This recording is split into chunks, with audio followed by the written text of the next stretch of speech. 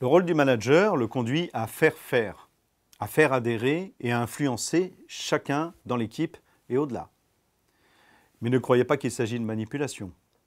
Il ne s'agit pas de faire quelque chose à quelqu'un contre son gré. Si vous faites ça, vous allez très vite perdre tout crédit et votre équipe se sentira trahie. En revanche, faire adhérer, c'est faire réaliser quelque chose par quelqu'un pour son profit, dans votre intérêt, dans celui de ceux que vous représentez, et ce de façon très transparente. Ça permet au manager d'agir sur la relation. Ainsi, l'employé peut exprimer son talent dans le cadre de la mission qui lui a été confiée, avec la confiance de son encadrement. De plus, il peut exprimer son point de vue et ses idées. Enfin, il s'implique dans un rôle parfaitement défini et accepté. La qualité de la relation du manager avec ses interlocuteurs conditionne sa capacité à obtenir ce qu'il veut d'eux. Oui, on peut obtenir par la contrainte, mais dans ce cas, on n'obtient que de la soumission. On crée des motivations ou des engagements. La qualité de la relation impose au manager de proximité d'être bienveillant. En clair, il doit avoir une estime positive de chacun de ses interlocuteurs. La bientraitance managériale démontre l'engagement. Elle conduit le manager à poser des actes visibles par son entourage.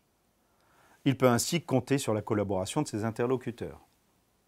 Le manager doit aussi être convaincant. Vous devez mettre de l'énergie pour faire adhérer vos subordonnés. Mais pour convaincre, il faut déjà être convaincu soi-même. Pour ça, en tant que manager, vous devez maîtriser les techniques d'argumentation.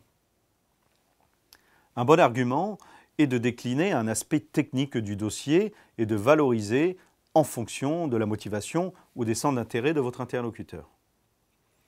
Voici quelques bonnes pratiques pour vous aider dans votre activité professionnelle. Habituez-vous à reformuler les propos et les engagements. Prenez des notes, en particulier sur ce qui est important.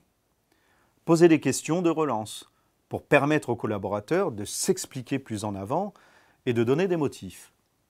Enfin, adoptez une posture d'écoute active et de respect.